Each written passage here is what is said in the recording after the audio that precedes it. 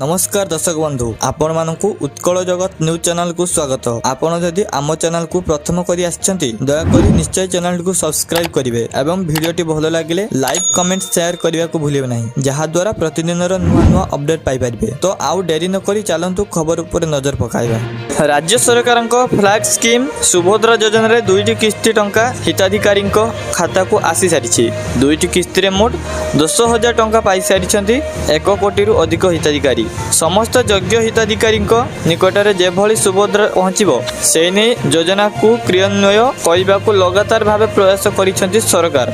आसंता राखी पूर्णिमा रे मिलिबो सुभद्रा योजनार तृतीय किस्ती टंका। जो माने 21 वर्ष हो जाइथिबे सेमाने भी करि परिबे आवेदन, किंतु एबे सुभद्रा पोर्टाल खोलिबारे समस्या होतिबा अनेक अभियोग आसुछि। गत मार्च 31 तारिख रे आवेदनर शेष होइछि। जेउ युवती एबे 21 वर्ष पाद देइछन्ती सेमाने भी आवेदन करि परिबे आउ सुभद्रा किस्ती पाई परिबे। एबे नुआ करी आवेदन करि हेबो नाही। बड़ कथा हेउछि जे आग को आउ किस्ती अनुजाई नुहे बरं एका बेले समस्त हिताधिकारी खाता को 5,000 टंका लेखाएं आसीबो।